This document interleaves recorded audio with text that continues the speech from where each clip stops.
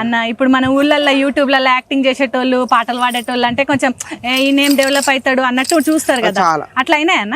చాలా అయినాయి నా అంటే యూట్యూబ్లో మ్యాక్సిమం ఏంటంటే నేను చేసేటప్పుడు ఏంటంటే నాకు సపోర్ట్ ఇంట్లో కూడా ఏమన్నారంటే అవసరం లేదు రాబాయ్ అంటే మా అన్న టీచరు అంటే ఎందుకు రాయి చేయడం యూట్యూబ్ చేయడం క్లిక్ అవుతారు కారు అవసరం లేదు నువ్వు చదువుకో అంటే నేనేమనుకున్నా అంటే వద్దు నాకు ఇది పిచ్చి అన్నట్టు ఇక సాంగ్స్ రాయాలి చేయాలనేసి నాకు పిచ్చి అన్నమాట వినకుండా నేను చేసినా కూడా చాలా వరకు ఫ్లాప్ అయినాయి.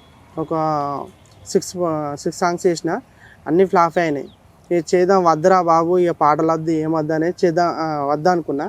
ఆ మూమెంట్లో అమ్మ పాట ఇచ్చింది.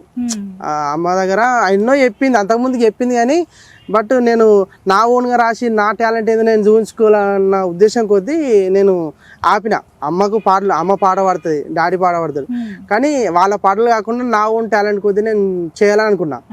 ఆ మూమెంట్లో అమ్మ పాట చేయడం, దాన్ని చేయడం, ఈ స్థాయి వరకు రావడం చాలా. పాట మీద యాక్టింగ్ చేయాలని ఎట్లా అనుకున్నా? నేను అసలు నాకు ఇంట్రెస్ట్ లేదు. నేను తెర వెనుక ఉన్నా, అంతకుముందు నుండి తెర వెనుక ఉండి నడిపిద్దాం అనుకున్నా. తెర ముందు ఏంటంటే నాయదోర సాంగ్ కూడా నేను కూడా నా క్లిప్ లేదు, నేను పెట్టుకోలేదు, అమ్మాయి వర్షన్ చేసిన. బట్ ఏంటంటే అందులో మేల్ వర్షన్ మన దిలీప్ బాడేసరికి శివన్న డిఓపి కెమెరామెన్ ఆయన ఫుల్ సపోర్ట్ చేసిండు నాకు.